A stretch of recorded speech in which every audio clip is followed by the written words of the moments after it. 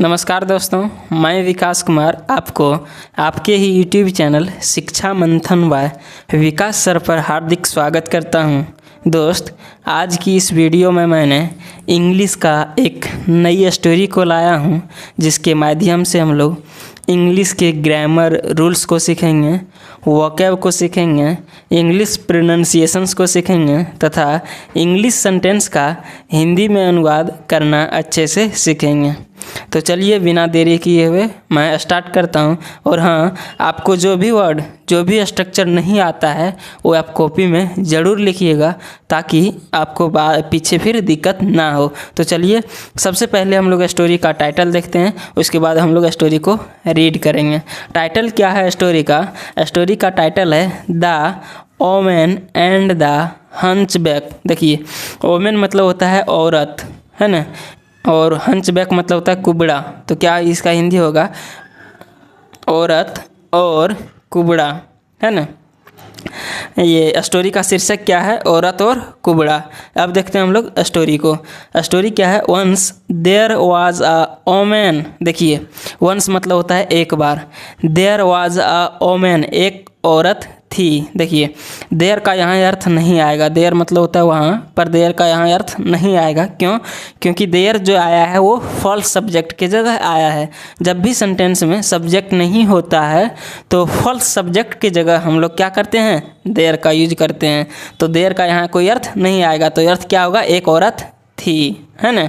जैसे एक राजा है तो इसको कैसे बनाते हैं हम लोग? There is a king. देखिए, एक राजा है में कोई सब्जेक्ट नहीं है तो बनाते हैं देयर इज़ अ किंग, है ना।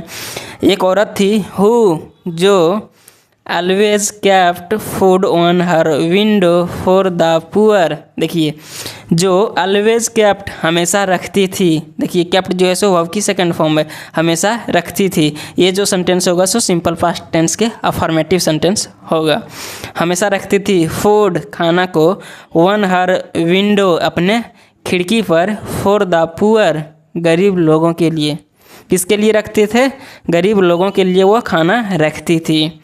Hunchback used to take that food every day but he never used to thank the woman. देखिए क्या कहा गया?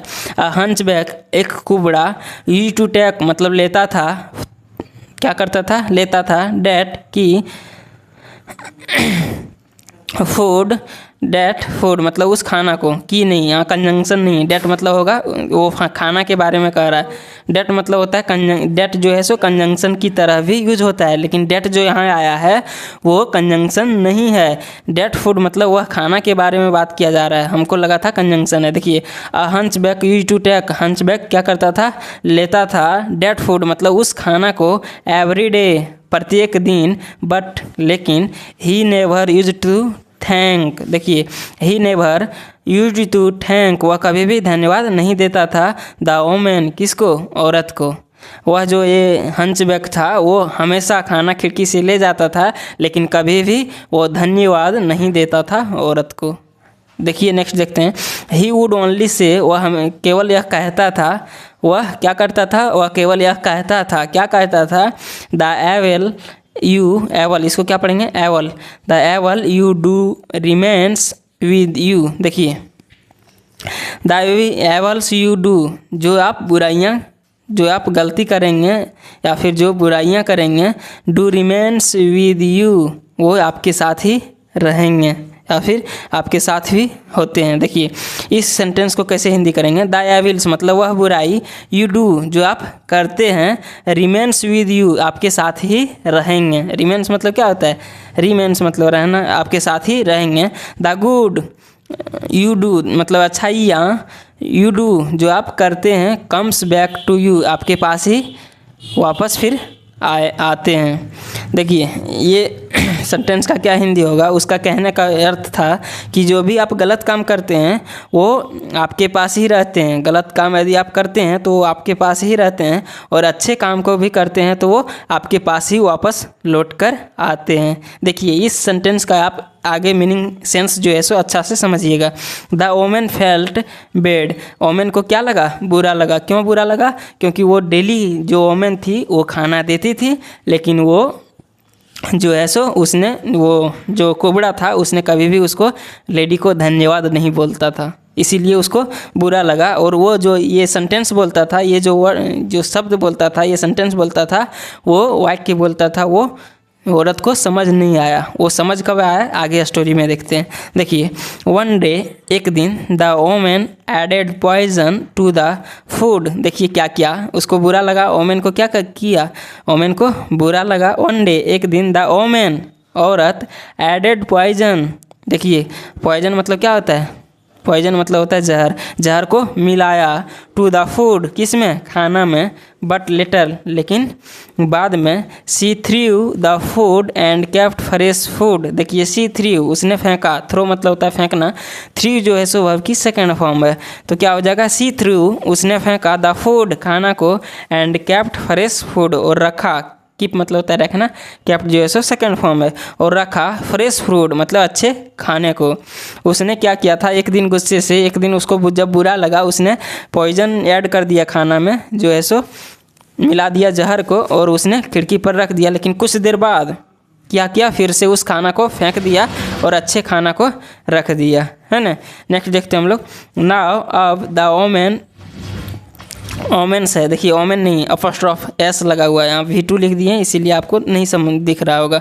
द ओमेन्स सन मतलब औरत की जो बेटा था, had gone to seek his fortune. देखिए नाउ मतलब अब, द ओमेन्स सन मतलब ओमेन की जो औरत की जो बच्चा था, बेटा था, हैड गॉन मतलब गया था, टू सीक हिज फॉर्चून अपने भाग्य को दिखाने के लिए, अपने भाग्य को मांगने के लिए, दिखाने के लिए गया था। सी प्रेड, उसने, देखिए प्रे मतलब क्या होता है, प्रार्थना करना, प्रेड जो है सो वर्ब की सेकंड फॉर्म है। सी प्रेड, उसने प्रार्थना की, फॉर हिज सेफ रिटर्न, उसे वापस जो है सो सुरक्षित आने का उसने क्या किया, प्रार्थना किया। डेट इवनिंग मतलब उसी रात को, सी वाज सरप्राइज, उसे आश्चर्य हुआ, सरप्राइज मतलब होता है आश्चर्य होना, चकित होना, उसे आश्चर्य हुआ, किसको, उस औरत को, क्या आश्चर्य हुआ, to find him standing in the doorway. देखिए टू फाइंड मतलब मिला, हिम उसे, स्टैंडिंग खड़ा, इन द डोरवे, डोरवे, उसे आश्चर्य हुआ कि उस दिन उसको जो उसका बेटा था वो डोरवे पर क्या मिला, डोरवे मतलब दरवाजे पर खड़ा मिला रात में, है ना। ही एक्सक्लेम्ड, उसने व्याख्या किया, उसने कहा, इट इज़ अ मिरेकल मतलब यह एक चमत्कार है। डैट, मिरेकल मतलब होता है चमत्कार, तो क्या होगा, इट इज़ अ मिरेकल, यह एक चमत्कार है। डैट कि आई एम हेयर, कि मैं यहाँ हूँ। देखिए उसका बेटा ने अपनी माँ को क्या बोला, अपनी माँ को बोला कि मैं यहाँ हूँ, यह एक चमत्कार है। क्यों चमत्कार है, आगे देखते हैं। देखिए I had collapsed of hunger, देखिए मैं भूखे जो है सो, मैं भूख से बेहोश हो गया था। देखिए इस कोलैप्स ऑफ हंगर मतलब भूख से बेहोश होना, तो क्या है, I had collapsed of hunger, मैं भूख से बेहोश हो गया था। बट लेकिन हंचबैक गैव मी फूड, लेकिन हंचबैक मतलब एक कुबड़ा, गैव मतलब दिए, मी मुझे, फूड मतलब खाना। देखिए कितनी इंटरेस्टिंग स्टोरी है, आप सभी लास्ट तक देखिएगा, आपको मज़ा आएगा। और यदि स्टोरी अच्छा लग रहा होगा तो प्लीज़ चैनल को सब्सक्राइब कीजिएगा, है ना। और कमेंट में एक अच्छा सा कमेंट, प्यारा सा कमेंट देके हमको जो है प्रोत्साहित कीजिएगा। देखिए I had collapsed of hunger, में भूख से बेहोश हो गया था। बट लेकिन हंच बैक मतलब एक कुबड़ा ने, गैव मी फूड मुझे खाना दिए। वेन मतलब होगा जब, वेन मतलब जब, द मदर मतलब माँ, हर्ड दिस, हियर मतलब होता है सुनना, हर्ड जो है सो उसका सेकंड फॉर्म है, तो इसका क्या हिंदी होगा, उसकी माने सुनी, दिस मतलब यह, हर फेस टर्न्ड पैल। देखिए जब जैसे ही उसकी माँ ने सुनी, क्या चीज़ सुनी, कि जो है ये एक हंच बैक ने उसको खाना दिया, हर फेस मतलब उसका चेहरा, टर्न पेल मतलब पीला पड़ गया, उसका चेहरा पीला पड़ गया। क्यों पीला पड़ गया, देखिए इसका पीला पड़ने का कारण क्या था, वो जो लेडी थी उसने क्या थी, उसने एक पॉइजन जो है था, एक दिन पॉइजन जो खाना में मिला दी थी, इसीलिए जब हंच बैक था वो उसी खाना को यहाँ से ले जाता था, और वही खाना उसको जब ज़रूरत पड़ा, उसके बेटा जब बेहोश हो गया था भूख के कारण, तो उसको वो खिला दिया। इसी को सोचकर वो उसकी जो माँ थी, वो पीला पड़ गई, उसका चेहरा जो है उदास हो गया, पीला पड़ गया, है ना। देखिए, सी रियलाइज्ड, उसे एहसास हुआ, द सिग्निफिकेंस, सिग्निफिकेंस मतलब महत्व, उसे एहसास हुआ द सिग्निफिकेंस मतलब महत्व ऑफ द हंचबैक्स वर्ड, मतलब हंचबैक के शब्द को उसे क्या हुआ, एहसास हुआ, महत्व, उसको महत्व पता चला। देखिए क्या महत्व पता चला, उसने बोला था द एविल्स मतलब वह बुराइयाँ, यू डू जो आप करते हैं, रिमेन्स विथ यू आपके साथ ही रहते हैं। यदि वो खाना में जहर होता तो उसके जो लेडी की जो बेटा था वो मर जाता। क्यों? क्योंकि वो जहर मिला के यदि देता और वो खाना यदि उसके बेटा को मिलता तो मर जाता। इसीलिए वो जो हंचबैक था वो रेगुलर जब खाना ले जाता था तो वो ये सेंटेंस बोलता था, the evil you do remains with you, the good you do comes back to you. ये जो सेंटेंस वो रेगुलर बोलता था, लेकिन वो कभी भी धन्यवाद नहीं देता था। देखिए नेक्स्ट देखते हैं हम लोग, the evil you do remains with you. देखिए वही सेंटेंस यहाँ, द एविल मतलब वह बुराइयाँ, यू डू जो आप करते हैं, रिमेन्स विद यू आपके साथ ही रहते हैं, द गुड मतलब अच्छाइयाँ, यू डू जो आप करते हैं, कम्स बैक टू यू वो आपके पास वापस लौट कर आते हैं। तो दोस्त अब हम इसका मॉरल देख लेते हैं। मॉरल मतलब क्या होता है, शिक्षा। इस कहानी को देखने के बाद हम लोगों को इस कहानी से क्या शिक्षा मिला वो हम लोग देखते हैं। देखिए मॉरल क्या है, always do good and forget. देखिए फॉरगेट मतलब होता है भूलना, तो क्या हो जाएगा, ऑलवेज, ऑलवेज मतलब हमेशा या फिर सदैव होता है। ऑलवेज डू गुड मतलब हमेशा अच्छा करो, क्या करो, हमेशा अच्छा करो, एंड फॉरगेट और भूल जाओ। तो दोस्त स्टोरी आप सभी को कैसा लगा आप इसे कमेंट में ज़रूर बताइए।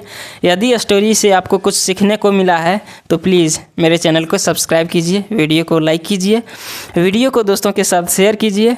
मैं इसी प्रकार से रेगुलर एक इंटरेस्टिंग स्टोरी, एक मॉरल स्टोरी को लाता रहूँगा और आप सभी को इंग्लिश सिखाने की, इंग्लिश की डर भगाने का प्रयास करता रहूँगा। तो हम लोग फिर मिलेंगे नेक्स्ट वीडियो में। तब तक के लिए जय हिंद, अपना ख्याल रखिए, अच्छे से पढ़िए, धन्यवाद।